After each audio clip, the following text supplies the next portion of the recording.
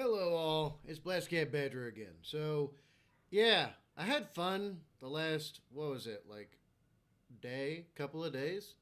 I had a lot of fun trying to do a certain something and see if that would have any kind of like entertainment value. But at the same time, I wanted to see like the actual response. Um, and it seems like through this, it's true. Negative reactions are much stronger and, well, actually, much easier to elicit than positive ones. That's a pretty. I mean, I should have figured that through my experience, but whatever. Anyway, before I jump back into this video, because we're going to try to finish it tonight, because I got time, my little buddy is in bed. He's so cute. Anyway, my little buddy's in bed. I've gotten everything else done that I need to today. So, yeah, I might as well do this. But let me know. Let me know if y'all want to see some more of Badger playing a caricature or a character for content. Let me know if that's something y'all would be interested in. Because I think I nailed it. All you gotta do is look at the comment sections of the videos that I'm talking about, and you'll see what I mean. I nailed it, I think. Anyway, that being said, let's jump in, shall we? So, we're going to continue exploring SCP 7004, Insane Wailing and Feral. I promised y'all I would do the rest, and I'll probably get the rest of it done tonight. I got time. So yeah, y'all ready? Let's get the rest of the way through this terrifying, nightmare-fueling, spew from somebody else's imagination, shall we? The Foundation's last hope, so she guesses that gives her the liberty to say whatever she wants now. She says that Cassandra may say otherwise, but she's not doing this for any of them. She's doing this for the family she left to go work for the Foundation. The family that may still have had a chance at living if the Foundation didn't mess everything up. She then stands up quickly and walks out of the room, leaving Cassandra with the camera. She shrugs uncomfortably and says that she doesn't really blame any of the Foundation for putting them all the way out here. She understands the stigma related to Sarcasm, as they're the bad guys, the Foundation are the good guys, and Mu-7 are somewhere in between.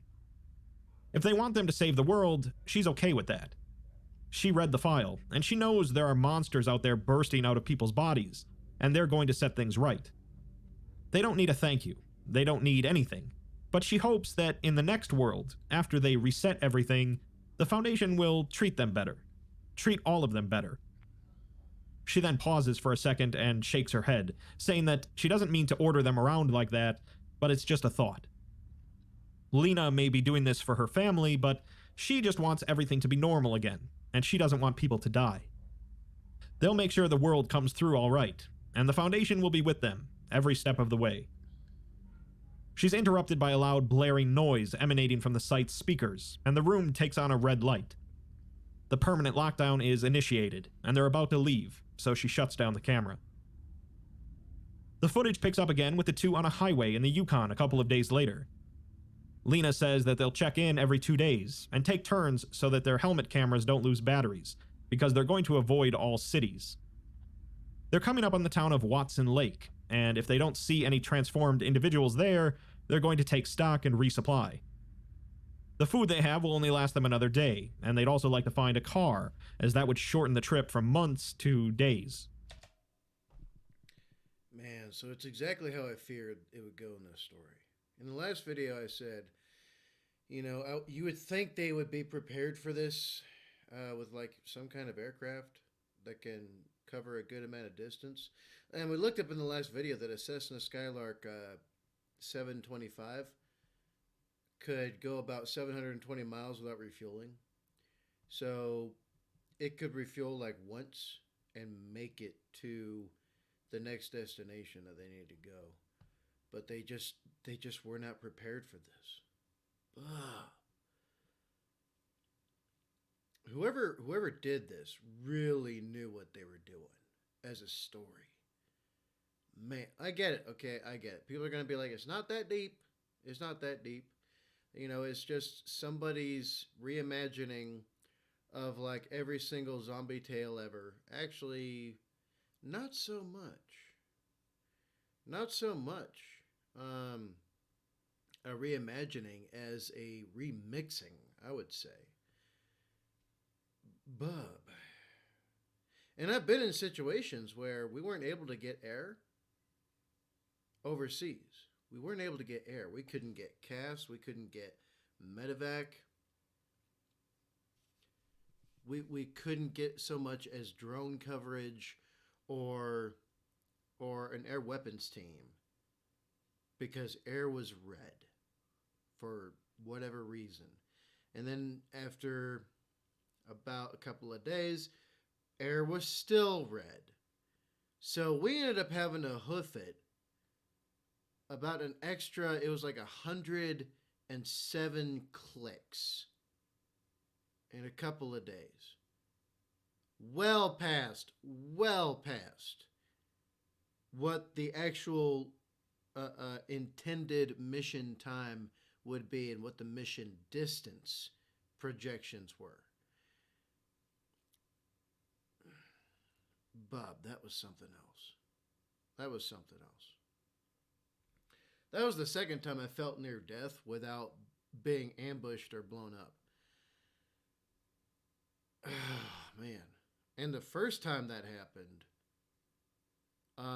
we actually did get ambushed.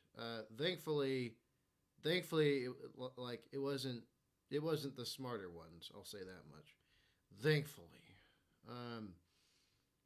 we came through that good. But we still had no CAS. We had no air, and our exfil was unable to make it out to us. So we had to hoof it about an extra 50K. We had already covered about 130, 140K. We had to hoof it like an extra 50. By the time I got to the freaking fob, I was pizzling blood. You know, I must have lost like 5 or 10 pounds, somewhere around there. I just remember on the scale, man. And I was stuck in the 8th state. Anyway, long story short, it's suffering. Serious suffering. When you're not prepared. And whoever put this story together, freaking, they know what they're talking about. Dude. I don't know about y'all, but I am mightily impressed. And equal parts mentally terrified. From the story. Yeah, let's keep going. Cassandra stops to drink some water from her canteen, and after she finishes, she notices Lena standing still and looking out at something. She seems tense and tells Cassandra to get out her map, asking her how big the town of Watson Lake is. Cassandra does so, reading the map, which states that the town has around 790 people in it, with only a few streets in the town proper. Lena asks to confirm that there's no big buildings in the town, nothing tower tall, causing Cassandra to look up. The video footage shows a large, twisted collection of poles, all constructed haphazardly together. Some of the poles knot together and meet, while others go in a sideways or diagonal direction. Even from a distance, each of the poles can be seen displaying a multitude of signs, roughly 100,000. The shortest of the poles reaches up to 40 meters tall, with the tallest approaching 70 meters. At the peaks of some of the poles, multiple figures can be seen moving. This used to be Watson Lake's famous attraction, the Signpost Forest, consisting of tens of thousands of signs.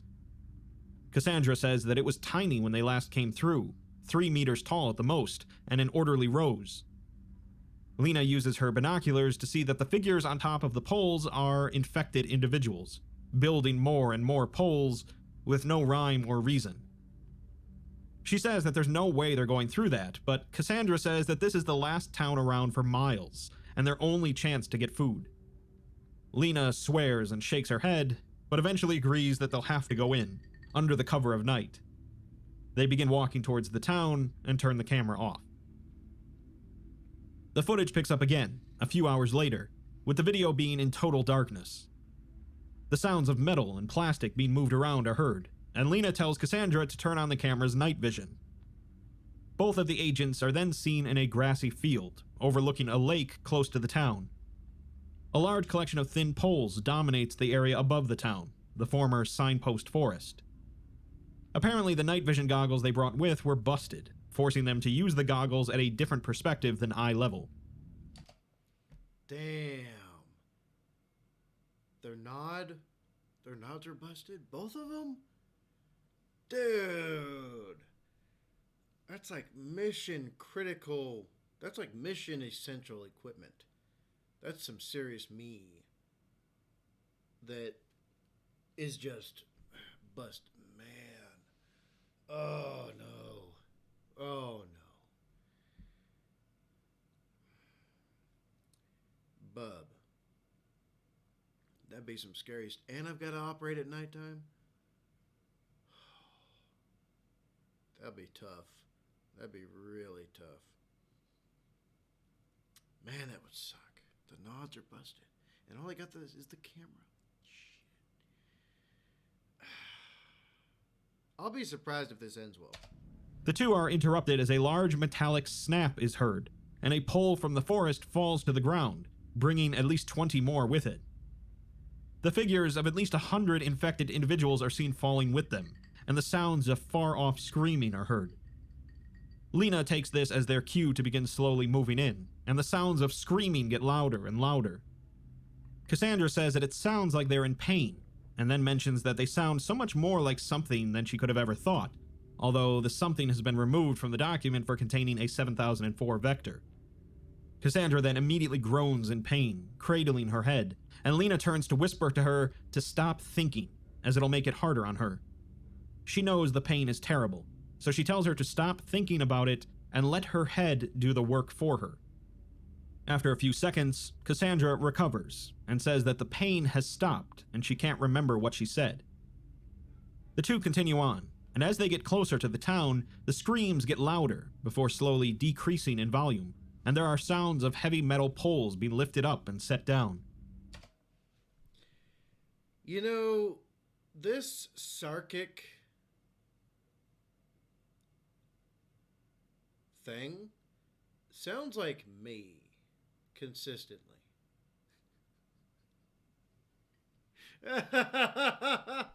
It seriously does. I'm always at, and I do this on purpose, because like doing thought experiments or, you know, doing a, or whenever I've like looked into physics, astrophysics, quantum physics, oh my freaking lord, it's brain melting stuff.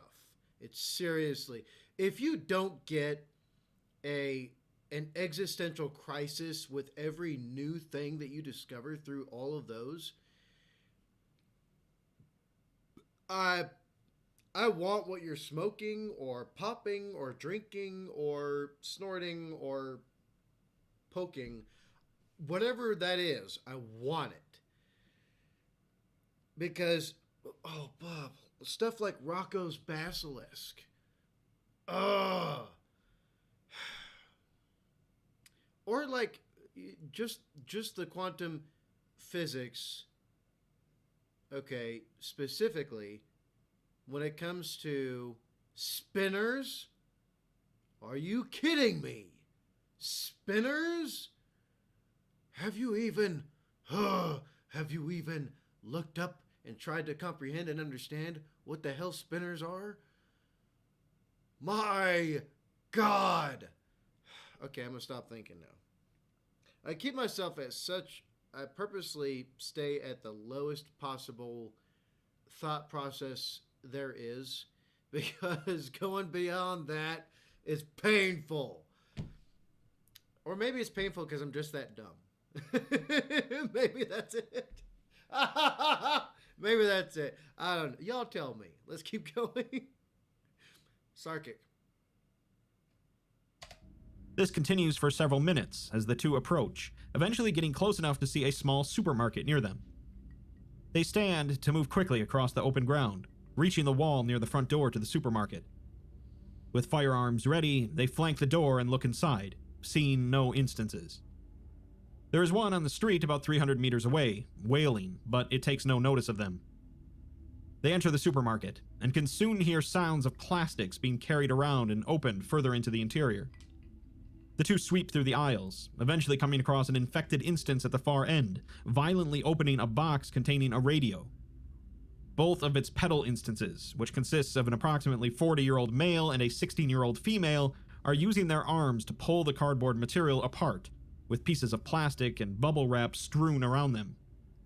The male instance is heard saying something about pulling harder, and the female instance begins to scream with frustrated effort. They continue to pull at opposite sides of the box, as Cassandra pulls a Foundation-issued maximum silence suppressor out of her pocket, quietly putting it onto the barrel of her gun. While she does so, the creature manages to open the box, picking up the radio. The female instance says something about work, and the male says something about then we go. Soon after, the sound of the radio crackling to life is heard, followed by the sound of it being tuned to different frequencies. Cassandra continues to screw the silencer onto her gun barrel, but the sound of a male voice is heard on the radio, and the female instance begins to vocalize in a way similar to squealing. The voice on the radio then speaks a 7004 vector phrase, causing Cassandra to instinctively groan with pain, bringing both of her hands to her ears as her gun falls to the ground. The creature takes notice and can be heard standing up as Cassandra continues to writhe in pain, as the female instance says that it thinks something is here, mentioning the words native and lifeboat. The voice on the radio says to proceed to somewhere where it is safe for all, but the 7004 vector causes Cassandra to let out a scream. The creature begins to lumber towards her as Cassandra tries to quiet her screams and crawl towards her gun. The creature then sees her, and the male instance starts to shout about a native. Suddenly, several quiet squeaks of air are heard behind Cassandra, followed by several grunts of pain. Cassandra crawls forward and grabs her gun, turning around.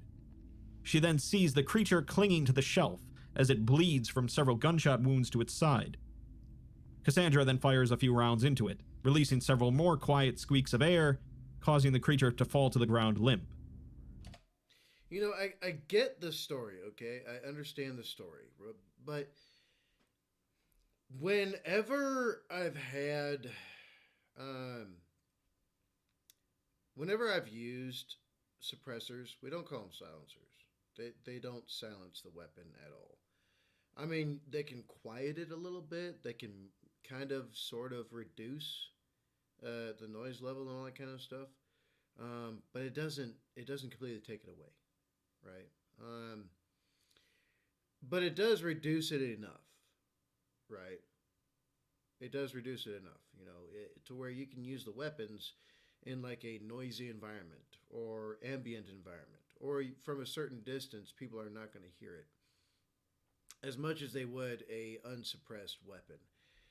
But, well, I mean, okay, then again, there's also other types of modifications you could do to weapons that I've done myself that are in combination with a suppressor, but also you can do certain things to a weapon to make it operate more quietly overall.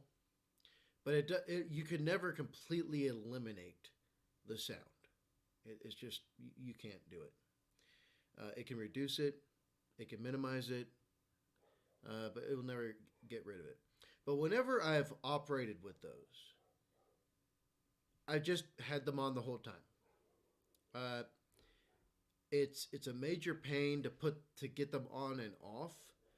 Even the clamp, even the over barrel suppressors that I've used, even those are a bit of a pain to get on and off. So we would usually just leave them on, essentially, unless we didn't plan on being quiet.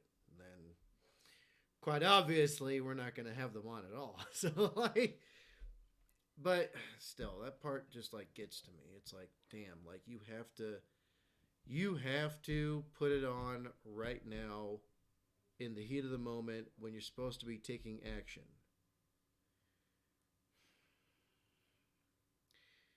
Piss poor planning and preparation makes for piss poor performance. Facts. The voice on the radio repeats their last message, causing Cassandra to groan in pain once again, and she crawls over to see Lena also groaning in pain. She gestures to the radio and tells Cassandra to destroy it, and so with a grunt of effort, she takes it and bashes it against the floor several times. The two agents recover, although Cassandra is staring at the dead creature and says that they weren't like the other ones. They were sane. Lena cocks her head to the side, but before she can respond, she realizes to go check outside to see if any other instances heard the noises. After a few tense seconds, she sighs with relief, as the glass must have contained the sound. Cassandra seems distant, however, so Lena goes over to her and removes her helmet. She tells her that those aren't people. They are things, SCPs. She tells Cassandra to stay tough and not think about it, as that'll just make her head ache again. Cassandra tries to avoid Lena's gaze, but eventually raises her head and nods. Lena exhales and pats Cassandra on the shoulder, before telling her to start grabbing the essentials, including food, water, winter clothing, space blankets, earplugs, and anything else they can use for the ride down south. Lena, meanwhile, is going to go check out the pickup truck out front, and pulls out a long, thick wire from her pocket, saying that a rough childhood gives you certain skills. As Lena turns to leave, she Facts. Absolute facts. tells Cassandra to put her helmet back on.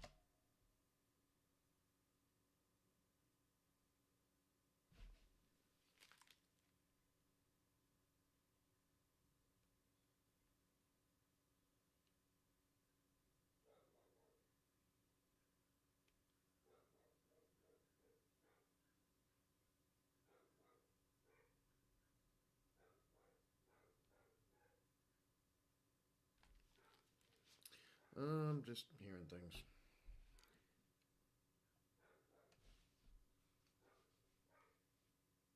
Give me a sec, though. I'm dry. Okay, I'm back. Let's continue. And although Cassandra says that it's still a bit weird seeing stuff from above her head, she'll get used to it. She then starts to comb through the shelves and takes a duffel bag, notably avoiding looking at the creature's carcass. She continues to fill the duffel bag with supplies over the next few minutes, while Lena attempts to open the truck door outside with the wire. Eventually, Cassandra comes outside with a full bag, while Lena continues to struggle with the door. She asks Cassandra how much water she got, to which she says that she got about 20 bottles. Lena responds that if the car works, they'll spend probably a week on the road, but if not, they'll need a lot more water. She tells her to try looking behind the counter for big jugs, and Cassandra dutifully starts to go back to look. As she does so, the sound of metal crashing can be heard again in the distance, followed by anguished screams.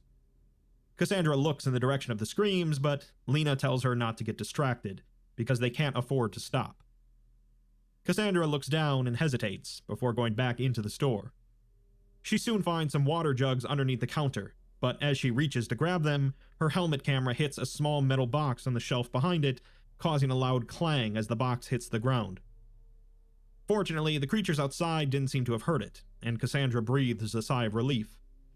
She opens the metal box, finding car keys inside, and excitedly grabs them. She heads back outside and whispers to Lena, but Lena doesn't seem to notice in her concentration. Cassandra speaks again, slightly louder, causing Lena's concentration to break and her hand to slip. As her hand slips, the wire twists and triggers the car alarm to go off, blaring across the town. In the distance, the sounds of anguished screaming stop, and the sounds of hurried footsteps are heard. Lena looks at the car door in horror, frozen in place, but soon turns and grabs the duffel bag, yelling at Cassandra to grab what she can and run. Cassandra, however, reaches out and grabs Lena, telling her to wait, and she drops the water jugs. She presses the car keys into Lena's hand and tells her to get inside, quick. Lena takes the keys and opens the door, stopping the alarm, but the screams of the rapidly incoming creatures continue to get louder. Hurriedly, Lena rushes into the driver's seat while starting up the truck, yelling at Cassandra to get the jugs in the back so they can get out of here. Cassandra moves to start lifting the first jug into the truck, as several creatures begin to move into the camera's field of view from the adjacent street.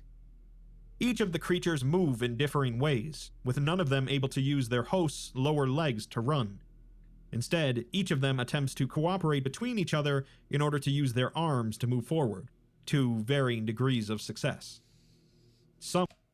That summons up a visual I just don't like to imagine. Can you imagine something being like, and then making its way to you, and it's got like 3 heads and 1,000,000 arms and legs? Like, dude, that's like the next most terrifying thing to spiders. Do not Google what a huntsman spider looks like. I implore you. Some continue to wave their arms in the air, screaming as they do so, as if to do something that's removed from the document. Less than half of them are vocalizing in English, and various vector-containing phrases are heard prominently. As Cassandra watches the creatures moving towards her, she immediately screams in pain, causing her to let go of the jug, which falls into the cargo bed with a loud sound. She crumples to the ground, clutching her head in pain, and Lena exits the car with both of her hands on her ears. She runs over to Cassandra, crouching down to help her up, but she begins to scream in pain as well now. She still manages to lift Cassandra up, and the two get back into the truck, with Cassandra in the driver's seat. Lena enters while screaming in pain with her hand over her ears, although the car muffles the sounds from outside, allowing them to come to their senses. It sounds like these two are modeled after one of the first FET teams that I worked with overseas. FET stands for Female Engagement Team.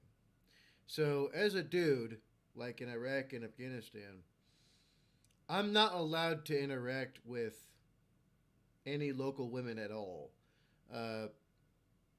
Unless my life is in inherent danger, right?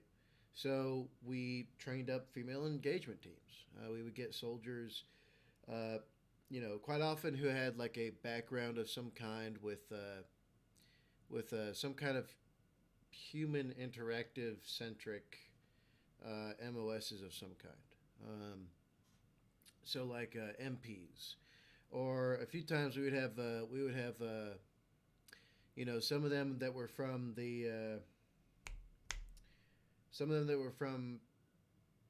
PR, which is public relations, right? PSYOP. Some of them were like engineers, but they were trained for the role, essentially. Humators, and a few times we had like a mix mash of some of them together for our female engagement teams, right? These two sound like they're modeled after one of the first ones I came up with. Like one of them is very dependent on the other. And the first female engagement team that I worked with overseas, one of them was like a young PFC. This was like one of her first like super important jobs in the military. And the second one was an E5. She later made staff sergeant. She'd been around the block quite a few times, right? She knew what was going. She knew all the stuff needed to be done. She had the experience and all that kind of stuff, right? But yeah, the PFC was very dependent upon the sergeant. In a plethora of ways. She was damn near defenseless by herself. And quite a few times we had to deal with her. The fact that she was ill-prepared, essentially, right? Just her being a greenhorn. That was a huge part of it. But the rest of it was like, come on. You're a soldier. This is your job, essentially. Not that I'm getting that feeling from either of them here, but I do get the feeling of like codependence, essentially. Like one of them is damn near having a hard time functioning without the other. So it makes sense. But I like how that I like that dynamic because it adds like another element to the story and a very anxiety driving one because I'm very invested in this now. I don't know about y'all. Suddenly, the sound of an object slamming against the car is heard, and as Cassandra instinctively turns her head to see what is making the sound, she sees 3 human faces, screaming in a muffled manner, banging against the car window with open palms. They are speaking, and Lena tells Cassandra to start driving, as more instances start appearing around the vehicle. As she peels out of the lot, she runs over one of the instances, and a loud, anguished screaming is heard. They manage to get onto the road and swiftly leave the town. Lena lets out a groan and is sitting in a fetal position, still pressing both of her hands to her ears. Cassandra reassures her that they're okay now, before letting out a groan of her own. Turning to look back, the creatures can still be seen near the town, waving their arms. Cassandra begins to ask a question about the creatures, but Lena tells her not to think about it, before groaning in pain again. Cassandra shakes her head, and her hands can be seen shaking as they grip the wheel. She groans loudly in pain again, before suddenly slamming on the truck's brakes. She sits there, frozen for several seconds, before slowly and shakily removing her helmet. She places it on her lap, and seems to come to some sort of realization, with her breathing continuing to be quick and heavy. She tries to slow down her breathing, and quietly tells herself to not think about it, and to forget it all. She whispers to herself that they're monsters, nothing but SCPs. She continues to shake and unsteadily breathe, telling herself to ignore the pain and the screams. She sits there slowly and deliberately breathing for a minute, before eventually moving her hand to the camera's off switch. Lena, however, then reaches over and touches Cassandra's arm, as a tear runs down Cassandra's face. She tells herself again to ignore it all, and the camera is switched off. Obviously, something is not quite right with these transformed creatures, but we're left with a disadvantage, as most of what they are saying is being removed from the document. Lena and Cassandra can hear it, causing them to be quite horrified with what they're finding out, but their brain twisting allows them to forget it, along with protecting them from being transformed. The footage picks up again the following morning, as the two are speeding along in the truck on the highway. The only sounds are from the vehicle, until Lena asks where they are, in a groggy tone. Cassandra replies, her voice also slow and slurred, and says that they are in British Columbia now, she thinks. They passed Fort St. John a while back, and she had to take a few back roads to avoid the creatures. They were building random stuff there as well, but much bigger. Lena asks her if she wants her to take over, and asks what time it is. Cassandra hesitates while looking at the clock, and says that it's 8:29. Lena shifts in her seat and says that it's 6:29, causing Cassandra to chuckle tiredly and say that she didn't even realize that she was sleepy due to adrenaline. Lena commands her to pull over, and after a few moments, Cassandra sighs and stops the car. Lena gets out and opens the driver's side door, telling her to get out of the driver's seat. Cassandra slowly tries to argue that she's fine, but Lena firmly orders her to get out, with the two eventually swapping seats. Cassandra is clearly exhausted, but follows orders, and the two continue on. After more silence, Cassandra eventually says that she's sorry for screwing up, causing Lena to exhale and tell her to not think about it. What she does want her to think about, though, is how she kept pushing herself after 11 hours of non-stop driving. She tells her that she may have messed up back in Watson Lake, but that doesn't mean she has the right to push herself to the brink of death just to make up for it. She got unlucky, and that's it, so she doesn't need to hold herself up with atoning. Cassandra tries to argue that it wasn't non-stop driving, as she stopped for 2 hours but didn't want to wake Lena, but Lena just sighs and tells her to get some sleep, calling her Cass. Cassandra questions the name, as she generally only refers to her as Mullins, but Lena just tells her to get some rest, as they still have a long way to go. The following 30 minutes contain only the sounds of the vehicle, although 15 minutes in, Lena stops to get a blanket out of a bag for Cassandra, who only quietly groans in her sleep.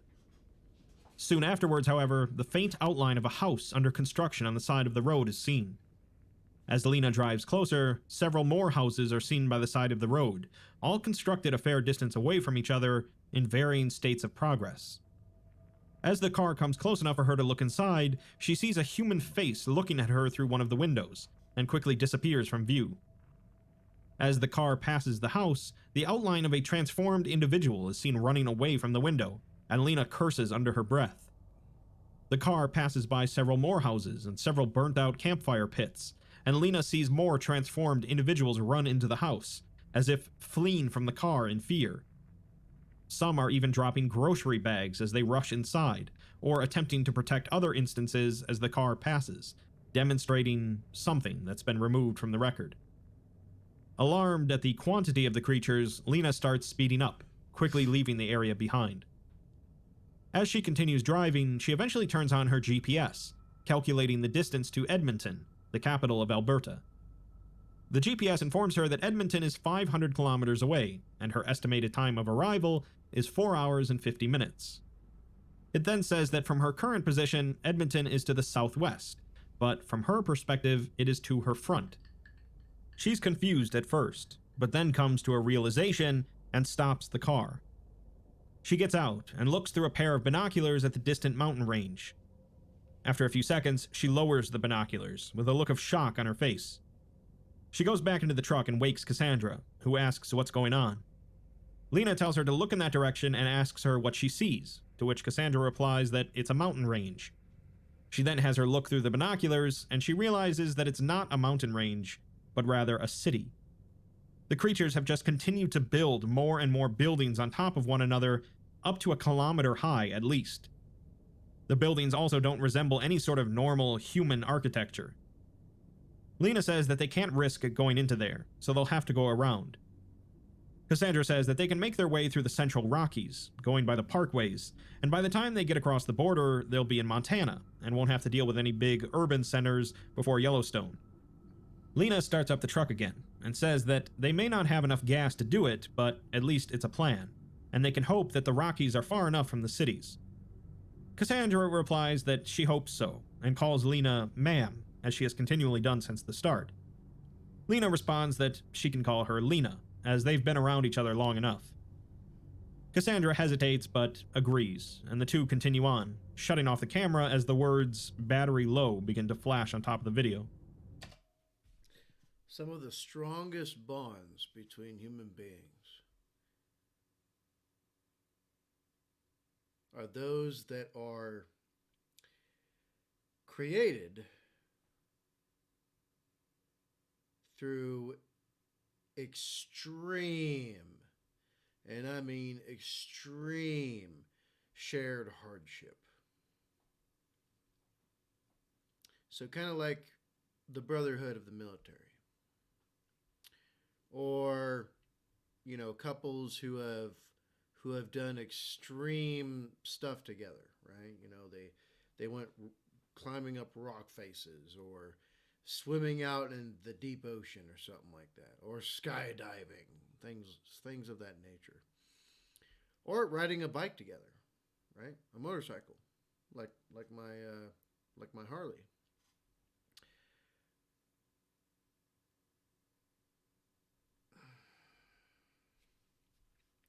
I'll tell you this much though.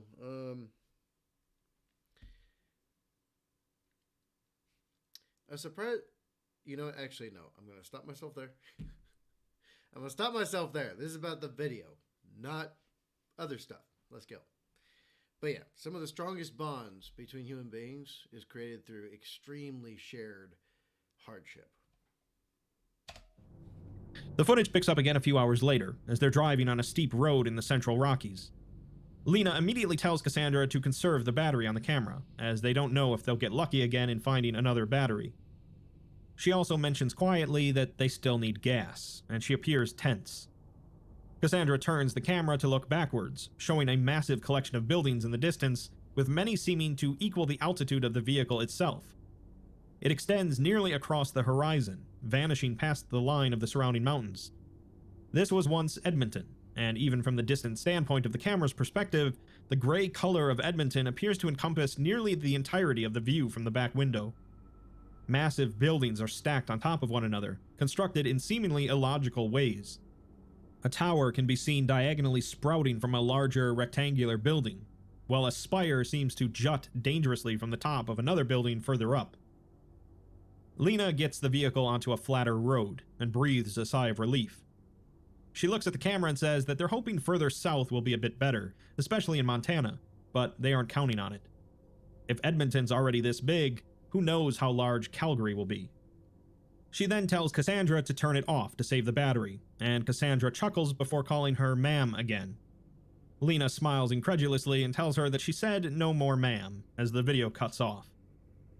30 minutes later, however, the footage picks up again, with the two passing by forests and meadows as mountain peaks appear in the distance. Lena mentions the pretty view and says that she assumes Cassandra has been through here before. She chuckles and asks if Lena hasn't, but Lena never had the chance to come out here with the constant deployments. Lena then starts to slow down the truck, pointing forward. They see a scattered group of 5 transformed individuals, all covered in thick blankets, running in the direction of the car. 2 of them are attempting to use their arms to protectively cover the others, which are composed of roughly 10 juvenile pedal instances between the 3 other creatures. The juveniles are straining their necks to watch the car as it passes, before being hurriedly ushered away from the car and the road by the 2 other instances, which are made up of almost purely adult pedal instances. Lena asks what they're doing, to which Cassandra responds that they're running away. She leans forward and points the camera ahead, and a faint rectangular shadow can be seen in the distance. Lena sighs and tells her to get the duffel bag and take out the earplugs, now, and the video ends. 15 minutes later, the video starts again, showing multiple large buildings leering over the mountains, quickly being added to by thousands of transformed individuals. The buildings have been constructed in a bizarre manner, with some structures branching out from others, and others even penetrating into and emerging from the mountains. As the vehicle continues to coast forward, a large glass skyscraper-like building emerges from the fog, laying down on a mountain's peak to encompass the space above the parkway onto the peak across from it. This is what's become of Calgary, and thousands of creatures can be seen constructing the buildings, shouting at the 2 agents as they pass under the skyscraper. You know, this sounds like a mixture between like Dead Space. Look that one up. Dead Space. Like a mixture of Dead Space is definitely one of them, with like the weird creatures and, you know, the hazard and vector of the hazard, the spires, the buildings. There's another thing that kind of fits this. It's like a mixture between Dead Space and... Damn, my old brain. Maybe I've been Sarkic too long.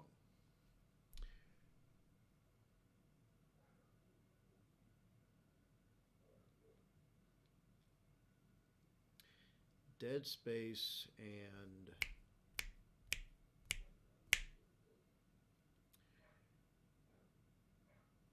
Is it Mass Effect? No, I don't think so. Mass Effect doesn't have biological entities. They're mechanical. Damn. I can't remember the other one.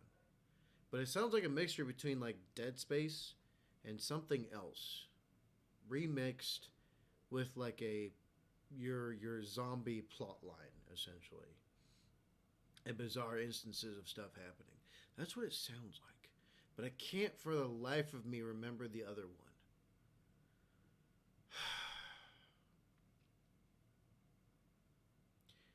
Well, that's the thing about being me. I'm older than I look and younger than I look. Depending on who is looking, I guess. And my brain is befuddled. Sarcasm. Each pedal instance also waves their arms with urgency as the car approaches. Ooh, wait. Actually, I gotta go and reload. I'm dry again, so give me a sec. We have returned, and I have a fresh one. Let's continue down this adventure. As if trying to get the attention of the operatives.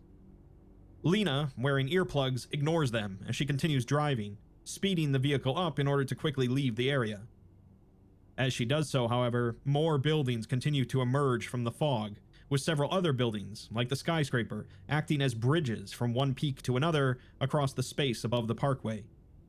More creatures wave desperately from the surface of the buildings, and Lena curses multiple times under her breath. Cassandra says that it's the heart of the city, and they're heading right into it. The footage ends and picks up again 13 minutes later as the vehicle continues to cruise through the parkway. The volume of the bridges continues to increase, causing the road to become dark, and some have even been constructed to loom low over the parkway, with creatures clinging to the bottom of the buildings to attempt to reach the roof of the car. The sounds of fingers scraping against the car roof can be heard, and Lena continues to increase the speed of the car as the dull roar of the creatures' voices begins to increase in volume, with voices and individual words becoming clearly distinguished. Cassandra begins panicking, exclaiming that she can hear them, and Lena shouts for her to hold on. The sounds of fingers scraping against the roof adds to the cacophony as more creatures come into view, their expressions clearly seen, showing fear, panic, and helplessness. A word is seen being mouthed and shouted by many of them, but it's been removed from the record. As the vehicle approaches, they bring their hands out to touch it, causing many to slam against the windshield, as Lena shouts at them to get away.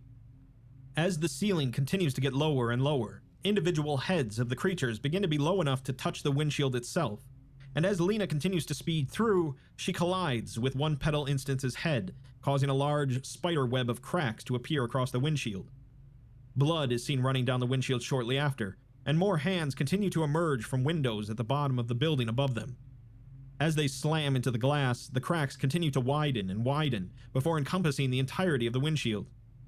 The sounds of shouting become louder and louder as Lena yells that they're almost out of it. As more hands hit the glass, the windshield breaks, causing the volume of the pedals' voices to increase into a deafening, omnipresent roar. Instantly, both Lena and Cassandra start screaming and writhing in pain, causing the camera to fall onto the floor of the car. The things that the creatures are shouting have largely been removed from the record, as Cassandra yells that she can hear them, and Lena yells at them to just stop. Suddenly, the car's wheels begin to whine loudly as the vehicle loses control, before completely turning over. The camera's lens is heard breaking as it impacts the car door, and Lena and Cassandra can be heard screaming, but they're drowned out by the sound of the creatures. The remainder of the log has largely been removed entirely due to containing 7004 vectors, with only bits and pieces remaining. It mentions that they are heard coming closer and closer, and glass is heard breaking. Apparently, they can be heard asking a question about a location, as Lena continues to shout at them to get away, and yells at Cassandra to get up. She continues to swear, and says that she'll have to carry her, but the massive amount of pain is getting to her as well. She says that she can't do it anymore, and the log ends. The document itself errors out, as the AI becomes unable to respond due to the massive number of 7004 vectors, and SCIPnet, the internal SCP network, crashes. As the system reinitializes, the date is shown to be nearly a month after the last log, and the AI responsible for automatically scanning for hazards is still offline. A connection is found, however, in Yellowstone National Park, and a video feed picks up again. The video begins in darkness, and outside, the muffled sound of boots scraping against the ground are heard. They are heard echoing into the surrounding room, suggesting a moderately large interior space. Cassandra's voice can be heard, asking why she is here, and calling out to Lena. More sounds of shuffled footsteps are heard, and the sound of the bag being set aside on a nearby surface is heard, as Cassandra checks her clothes and pockets. She has her winter coat, a civilian t-shirt, military pants, a flashlight, but no firearms. So, they survived? They survived. Whew. They survived. Oh, brother. I was just starting to think that I'm way too invested in this. Way too invested. I'm like hanging on to the like parts of the story, and I'm like running it through like the imagination of my brain, like creating a film or a movie out of it in my own head, and just imagining things as they happen, and it's just crazy. Oh my lord, so crazy. Or maybe I'm just crazy. I don't know. You tell me. She continues to check her supplies, which include various food items, plenty of water, and a torn space blanket. She then takes the camera out, showing the surroundings to be a long and dark hallway lit only by blue emergency lights. She realizes that it's her helmet cam with the auto-transcriber taped on, and that it's broadcasting. She turns it to face herself and asks if Lena is watching this and can see her. Her appearance is tired and dirty, with a dark brown grease smeared on the right side of her face.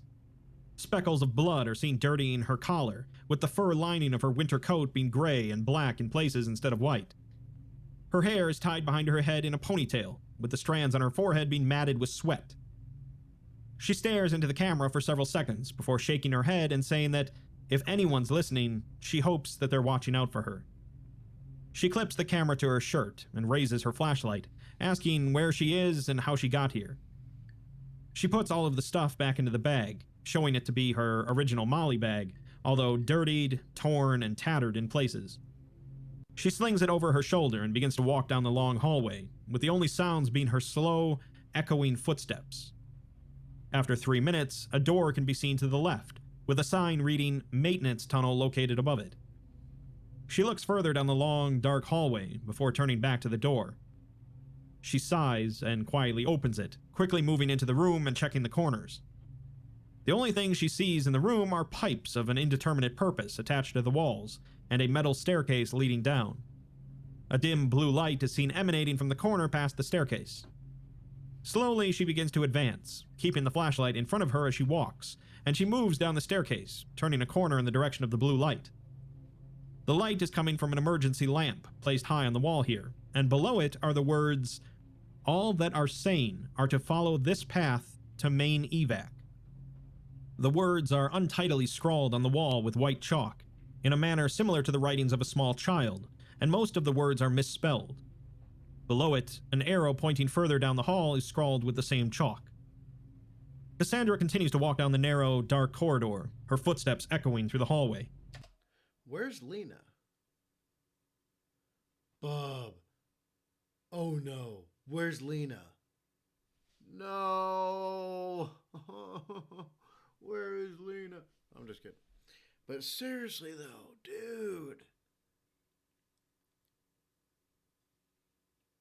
I'm just a sucker for a good story, okay? Blame me. But dude. Where'd Lena go? Did Lena not survive? Man, that sucks. Oh, that sucks so bad. Rest in peace, Lena, I guess. But damn, dude.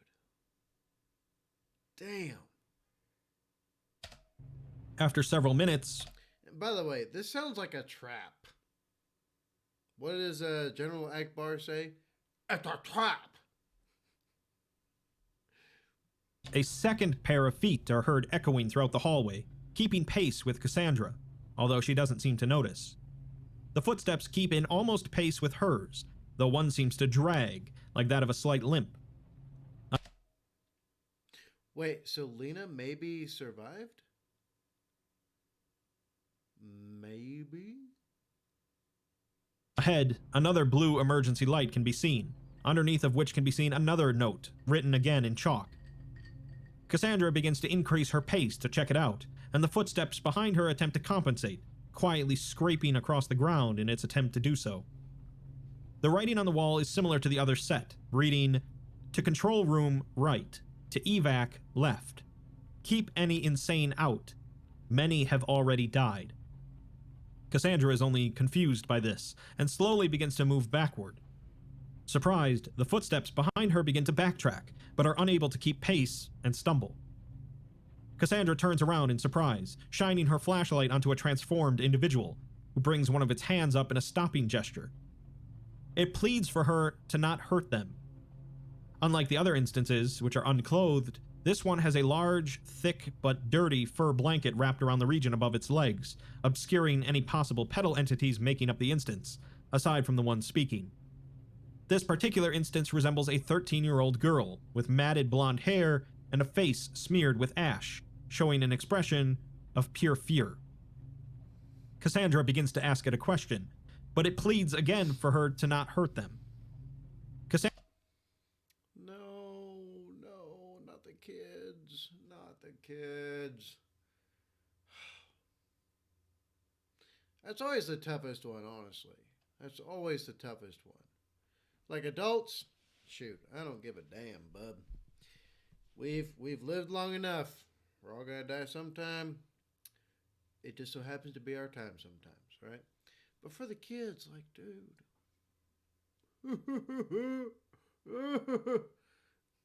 Poor kids.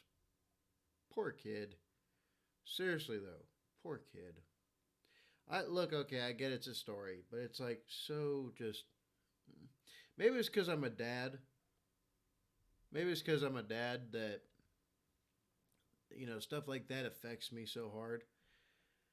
Or maybe my experiences overseas, like seeing kids having to suffer. I don't know. Something like that. Cassandra is unable to speak, staring at the creature and shaking her head slightly in disbelief and shock. The creature says that they came only for safety, speaking in an indeterminate and alien accent, but the fear in its voice is apparent, and it shakes as it speaks. It says that they only followed what was said on the radio. Cassandra asks who it's talking about, and it responds that it was the man on the radio, the Foundation man. Cassandra is shocked and confused, and says that she doesn't understand. The creature says that it's so dangerous out there, and they cannot go back because the insane will kill them. Cassandra, in a daze, says that her head doesn't hurt anymore, and she can hear everything that it is saying. The creature begins to crawl forward on its knees, clinging to Cassandra's ankle, while still keeping the blanket around its neck with its other hand. Tears run down its face as it tries to plead. It says that it was everything the man said, and pleads with her to not take them back. It has their sister here with them, and they are only children. Cassandra is shocked to hear the word children, and quickly throws the blanket off the creature, exposing 2 more petal instances, each clinging desperately to the first petal instance. Both resemble children less than 6 years of age, and are shivering as they look up at her. Among the 3 instances, they all share the same blonde hair and dark eyes. Immediately, the first petal instance scrambles to take the blanket, moving forward on bloodied knees as it attempts to wrap the blanket around itself. As it does so, it stands up, the fear in its eyes becoming even stronger, and it pleads again for her not to hurt them. Cassandra says that they're just people made into this, and the petal instance nods eagerly, agreeing with her.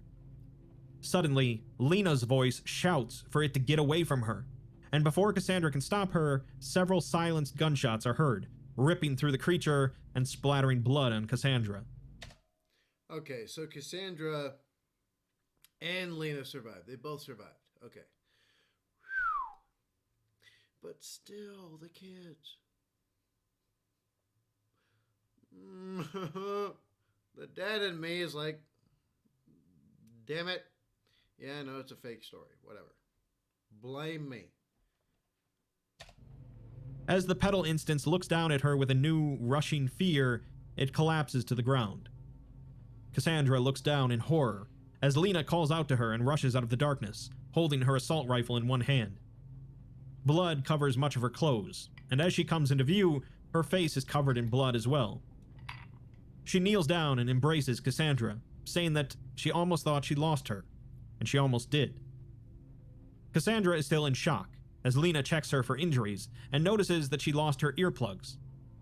She says that she knows they can't twist anymore, but Cassandra interrupts her, telling her to stop. Lena apologizes, but Cassandra is incredulous and begins to pant heavily. She says that she believed Lena when she told her that they were just SCPs and not people, that they didn't matter. Lena tells her to stop and that she can't think about this anymore, but Cassandra shouts at her, asking why not. She says that the man and his daughter, the person that tried to get in front of the car, all of the ones back in Watson Lake, They were people. The man was using the radio to get here, and the person that got in front of the car tried to stop her, and she killed them all. All of those people in the mountains, the ones building the towers in Calgary, were waving their arms, trying to get their attention, asking for help, and they ran them over. She points a shaking finger at the corpse and says that that girl was just trying to escape with her family, and she finally got here, and Lena shot them dead. Lena's expression turns from puzzlement to horror, and she begins to shake her head, saying that Cassandra can't be falling for this, not now. A tear runs down her cheek, and she says that she went through hell and high water to get them here, dragging her out of that wreck in the mountains when she couldn't stop screaming from the pain. She nursed Cassandra back to health, fighting tooth and nail to keep her alive for 1,000 miles. She begins shaking Cassandra violently by her shoulders, tears running down her cheeks, and she shouts at her that she will fight, and she'll keep going and forget. She'll be right by her side when they end this, because she's the only one she has left. The anger leaves her, and she appears completely defeated, tears covering her face. She says that that's why she needs her to fight, and pleads with her. A long silence passes between the two as they stare at each other, and Cassandra asks for her to promise her something. She asks that when she gets out there and ends this thing, that she does it for them, looking back at the corpse. Lena tells her again to stop, but Cassandra's eyes begin to tear up, and she slowly removes the camera from her shirt and pins it to Lena's shirt. Lena looks up at her, horror crossing her expression, and Cassandra smiles, with tears welling up in her eyes. Lena desperately tells her to stop thinking about it, but Cassandra begins to heave and apologizes. She then vomits a large amount of blood, staggering backwards, and begins to scream in agony. A long ripping sound. You foolish, foolish, foolish.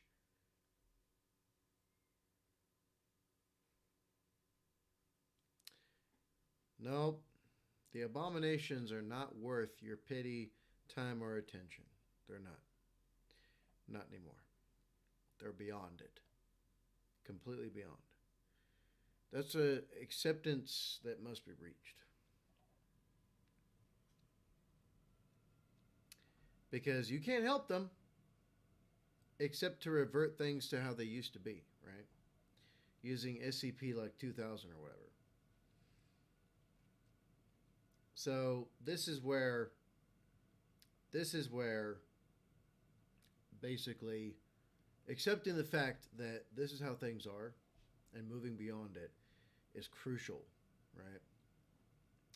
It's no different than, being sent as somebody else's QRF overseas and then finding out that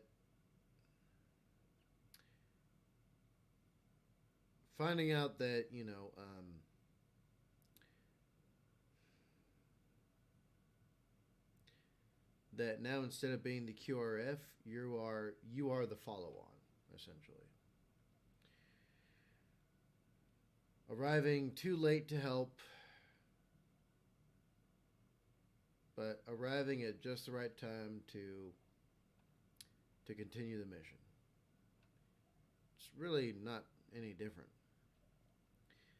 You have to accept that it happened.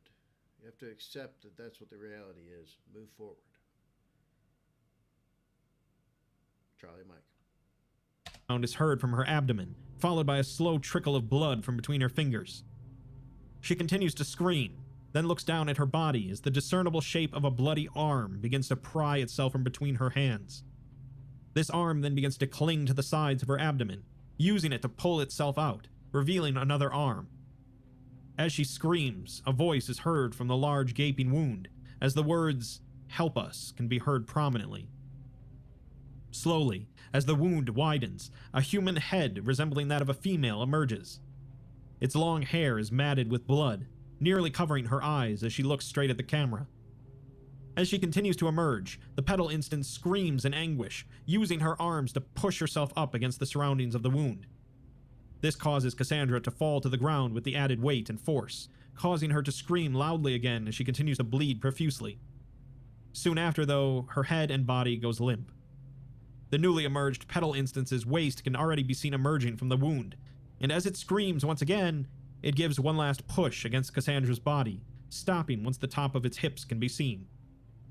As blood continues to drop from its face and hair onto the floor, it speaks, asking what happened. In horror, it brings its hands up close to its face, trembling as it looks at them, and a strangled whimper is heard coming from it. Horrified, Lena asks what it is, and the pedal instance slowly turns from looking at its hands to look at Lena in the camera. Its bloodshot eyes can be seen in detail as they widen with shock. As it looks at Lena, it slowly brings its head up, as if trying to get a better view of her, and it trembles as it speaks a single word, "Help," in a voice identical to that of Cassandra's. A second later, it suddenly screams at the top of its lungs in agony once again, as another pair of arms appear at its waist, using it as a handhold to pull itself up.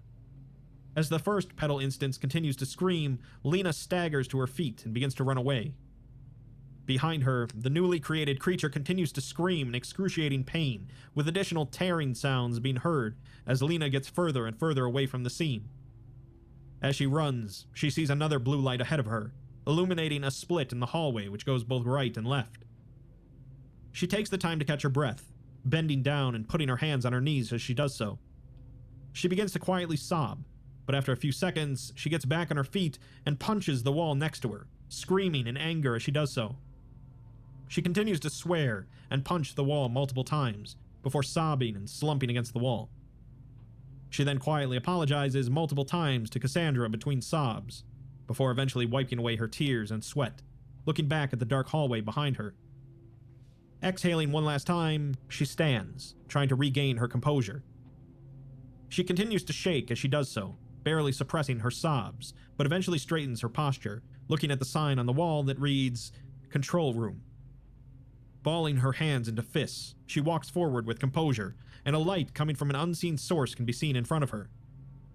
As she gets closer, she sees that the hallway terminates with a large metal door, which seems to have been removed from its hinges and placed within the doorway. The light is coming from the space between the floor and the door. Lena continues forward with determination, seeing the words "Control Room" on a sign above the door. The muffled sounds of several voices can be heard beyond the door, with someone yelling at something to open. Lena readies her assault rifle and kicks the door in, rushing into the room, but she suddenly freezes. In front of her is a large entity composed of dozens of seemingly dead corpses and assorted limbs and heads, all centered on a hunched figure standing still in the middle of the room. Upon closer inspection, the figure, which resembles an old man, merges with all of the other body parts and corpses around him, with its left arm and the entire back of its head being one with the surrounding mass, while the... And now the boss fight begins. Get it? Boss fight? They couldn't leave that one out, could they? Boss fight it is. The right arm rests beside a large lever protected by glass. It seems to only be standing through the effort of the arms and legs on the bottom of the mass, with the legs of the figure itself seeming to hover a few centimeters from the ground. A great deal of light is seeping in from the surrounding windows which encompass the entire circumference of the room. The figure watches Lena with a surprised look as she enters, and then the entire mass begins to speak. It refers to her as a native and asks what she's doing here. Each of the heads that make up the entity continue to speak as the central figure does, though with an increasing but slight delay for the heads that are distributed further from the figure.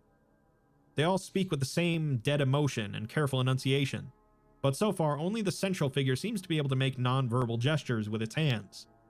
Its eyebrows are knotted together in anger as it speaks, and its voice is the same as the voice on the radio at Watson Lake. Lena also begins to shake with anger and says that she's here to end this.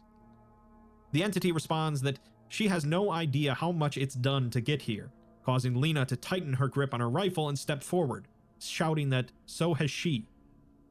The entity's eyes widen before lowering into a deep scowl, and then asking her if she's Foundation, like it is. Lena doesn't reply, instead only staring back.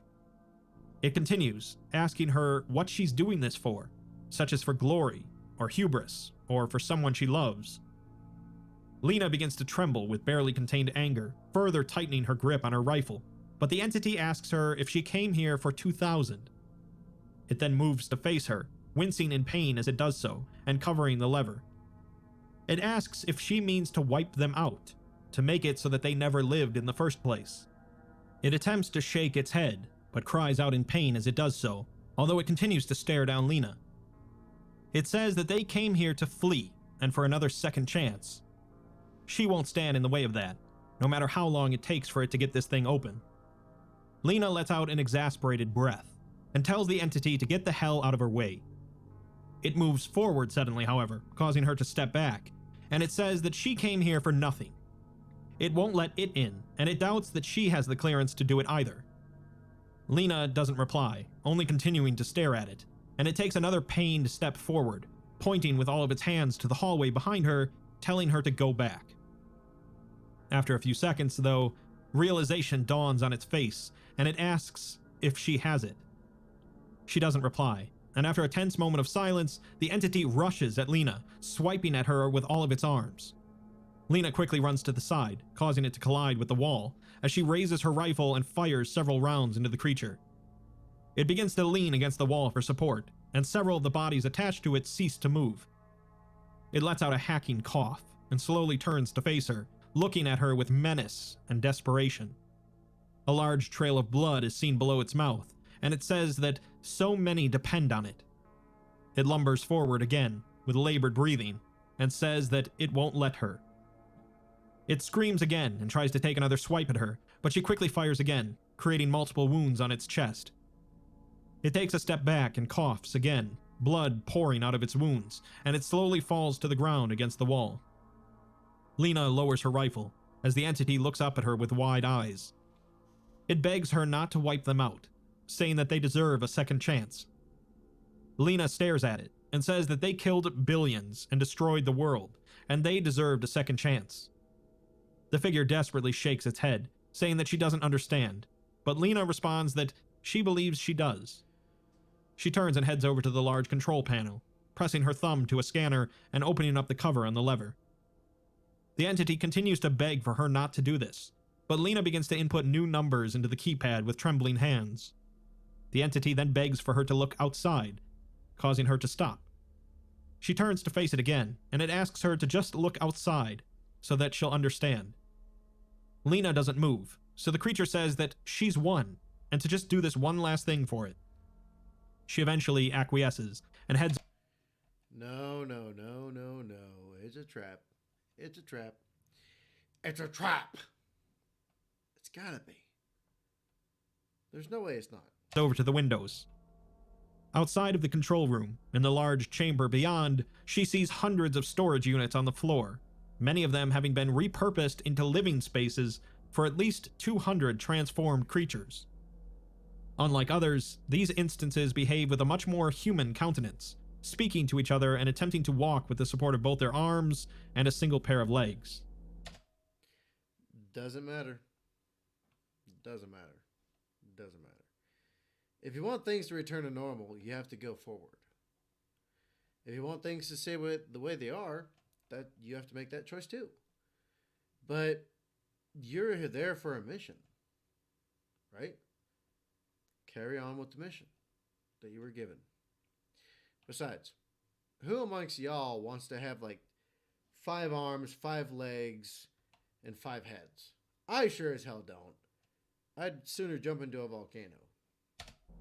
Blankets are seen on many of the creatures, with even more being handed out freely by several instances wearing blue Foundation guard attire. All of them are watching the control room, and some of the juvenile instances are seen crying, with older instances attempting to comfort them. Others are seen murmuring amongst themselves as they continue to look up at the control room. The entity explains that they are the sane ones, the only sane ones out of the billions who came here. The rest are the ones she's seen. Insane, wailing, feral. Well, then it still doesn't matter because they killed billions of people. So it still doesn't matter. It still does not matter. It then coughs up more blood, and its voice gets weaker. It says that it's the one at fault, the one who gambled to get them all here, and asks that she kill it off, but not the others. It's then interrupted by another figure asking for help, and the two turn their heads to the voice, which is identical to Cassandra's. The voice is distant, and it's soon followed by several more screams, which come from distant voices. A quiet choke is heard from Lena, and the voice of Cassandra continues to call out for help. The entity watches Lena and asks if she knew this person. Lena confirms it, and the entity says that she understands then. Quietly, Lena chuckles, mixed with suppressed sobbing. The other voices get further away, and Lena trembles as she says that she remembers the time when Cass and her were driving here. She had just messed up and almost got them killed, but drove for 10 hours to try and make up for it. When Lena woke her afterwards, she told her that she was just unlucky, and that was it. She didn't need to atone. Lena shakes and is on the verge of tears as she says that you just gotta make the best of what you got. She looks down, tears falling from her eyes, and says that she knows what Cassandra meant now, about doing it for them. Lena started on this journey wanting to reset the world, to make it what it was, so that these things never came here in the first place. She shakes her head and asks the entity what the date was that it had put in the keypad, which was 9/15/1066. The entity responds in an extremely quiet voice, saying that it was the time their universes were split in two, and their histories changed. It wanted to do it for a new beginning, so that their world can continue, even if their history wasn't the same as ours. Lena nods and sniffles, saying that their histories don't have to be separate then. She turns around to face the lever, and looks back at the entity, saying that they were just unlucky, just like Cass said. She then grunts in pain, pressing her hand to her belly, but smiles again. She says that she doesn't think that she can forgive them for what they've done, and then coughs up some blood. She continues, saying that if they can have a new beginning, then let's do it together. The figure tries to smile, but is unable to, and a single tear runs down its cheek. The entity thanks her with its last breath, and Lena pulls the lever. The article then informs us that this document was last accessed 1,024 years, 10 months, and 3 days ago. The person reading the document then deletes the entire article and logs off. The terminal thanks them for using SCIPnet and implores them to save the world for them. So, most of what happened here is fairly clear, but I'll summarize. Essentially, the creatures were all humans from another universe, one where something went very wrong. In an attempt to save the remaining population, the administrator of their foundation decided to send everyone over to another universe, ours. It certainly wasn't their intent to make their people explode out of ours, as something went catastrophically wrong. The info hazard that their foundation created spread across our world like wildfire, and it caused the creation of the petal instances. This process drove most of the petal instances, the people from the other universe, into insanity. They were still largely harmless, not wanting to actively hurt anyone, but rather were just lost and confused, trying to rebuild their world in ours. A small group of petals, however, were still sane, including the administrator, which was the entity at the end. He told the rest of the sane ones on the radio to head to SCP-2000, where he could reset the world, even if they'd all be wiped out in the process. He decided to reset the world back to 1066, which was the date that the timelines of the two universes diverged. Lena decided to follow through on that plan, to reset the world back to a point where the two peoples were still together as one, so that they both had a world to call their own. This is largely a grim horror story filled with gruesome moments and plenty of death, but there is a light at the end of the tunnel. SCP-2000 will effectively reset human civilization, recreating it at the chosen date, and allowing humanity to continue on as if nothing happened. It's perhaps a little perplexing on the specifics, as generally the only things SCP-2000 does are recreate humans and rebuild infrastructure, not actually reset timelines or wipe out anomalies. Regardless, it's meant to be an optimistic ending, a bright side to cap off the horribleness that occurred to two different sets of humanity. Both universes were just unlucky, in different ways. Yes, their Foundation administrator caused this to happen to our world, inadvertently, but you can't really blame him for trying. As the saying goes, sometimes you eat the bear, and sometimes the bear eats you.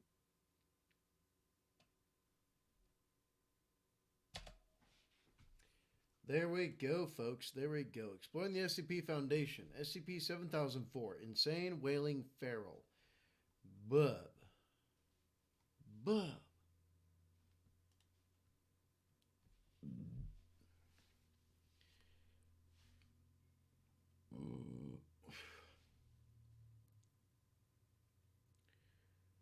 Man, I don't know, y'all. I don't know. But just, oh, this story. It was something else. But what do y'all think? What do y'all think? Y'all let me know in the comments down below. All right, you know what time it is. This one's long enough as it is, so I'll be surprised if any of you watch it. And if you do, thank you. I love you. You're awesome. And I'm glad you tolerate me at my best, worst, and middle parts. So thank you. Thank you very much. That being said, be good. Okay? Be good. Again, let me know what you think in the comments down below.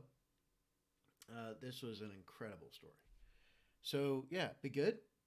Be safe. Make good life for yourselves. And I'll see y'all in the next one. BlastCapBadger out.